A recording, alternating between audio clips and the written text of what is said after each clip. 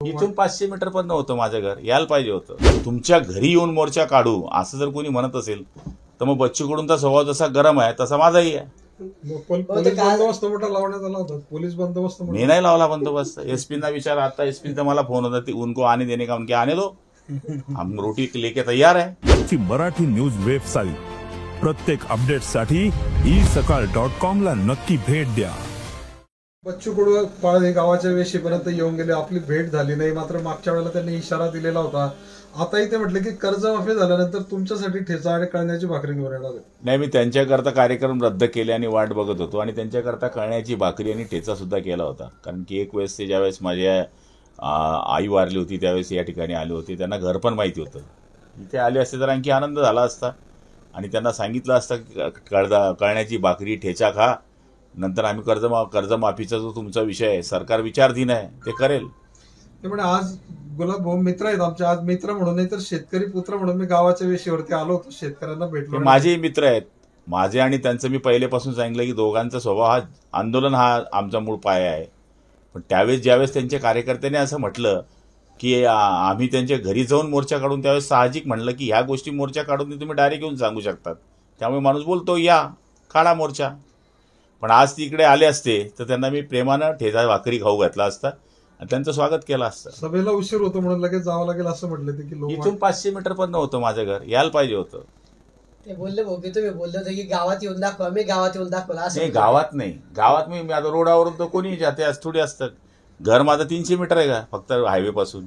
मी त्यांची वाटच बघत होतो आणि घरी बायकोला सुद्धा सांगितलं होतं कळण्याची भाकरी ठेचा भरीत, तुम्हाला वाटतं थाली दाखवतो, ते पण सकाळचे भुकेले असतील, गरम गरम खाऊ घातलं असतं. जळगावची भरीत. तुम्ही फोनवर बोलणार आहे का आता भाऊशी? मला काय माहिती, काय दुश्मनी थोडी आहे त्यांच्याशी व्यक्तिगत. ते शेतकरीच्या पुत्र आहे, मी पण शेतकरी आहे. काल परवा मी सुद्धा शेतकऱ्यांच्या बाबतीमध्ये मेळाव्यात मागणी केली, शिवसेनेच्या मेळाव्यात मागणी केली की शेतकऱ्यांना मदत झाली पाहिजे.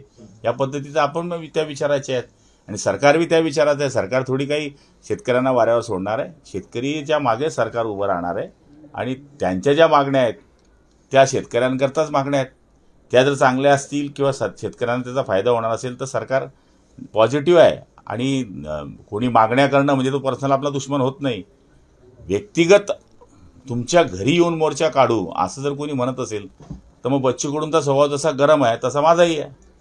पोलीस बंदोबस्त मोठा लावण्यात आला होता. पोलीस बंदोबस्त मी नाही लावला बंदोबस्त. एसपीना विचार, आता एसपीचा मला फोन होता, ती उनको आने देने का, उनके आने दो, हम रोटी लेके तैयार है. आज कासोद्याच्या सभेत त्यांनी आपल्यावरती जोरदार टीका केली.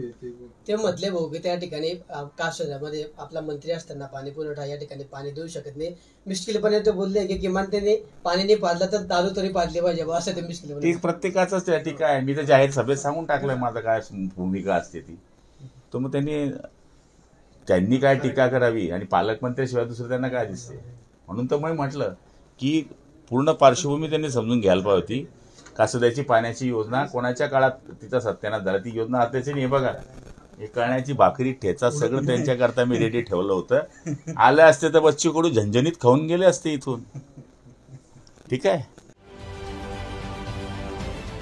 महाराष्ट्रातील सर्व बातम्यांचे विश्वासार्ह व्यासपीठ, सकाळच्या सर्व सोशल मीडिया प्लॅटफॉर्मला लाईक, फॉलो आणि सबस्क्राईब करा. तसंच सर्व नोटिफिकेशनसाठी बेल आयकॉन प्रेस करायला विसरू नका.